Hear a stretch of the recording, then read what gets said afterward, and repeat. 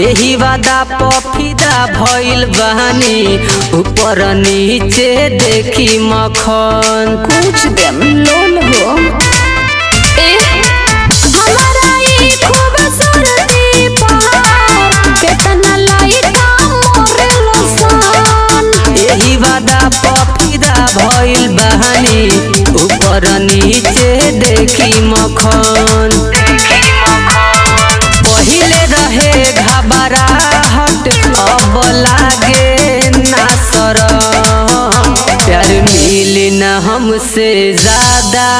ले लो दरम प्यार मिली न हमसे ज्यादा ले लो दरम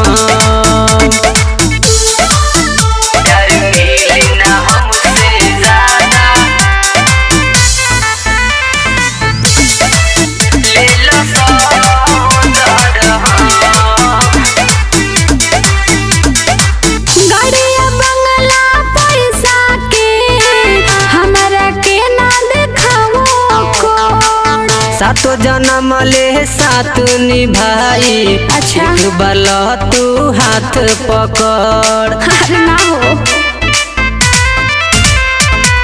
गाड़िया बंगला पैसा के हमरा के ना दिखावो अकड़ सातो जन्म ले साथ निभाई एक बार तू हाथ पकड़ तोही तो सुशांत सरगम कबो छोड़ी ना सनम प्यार मिली न हमसे ज्यादा ले लो दरम प्यार मिली न हमसे ज्यादा ले लो दरम रिकॉर्डिंग स्टूडियो मीरगंज।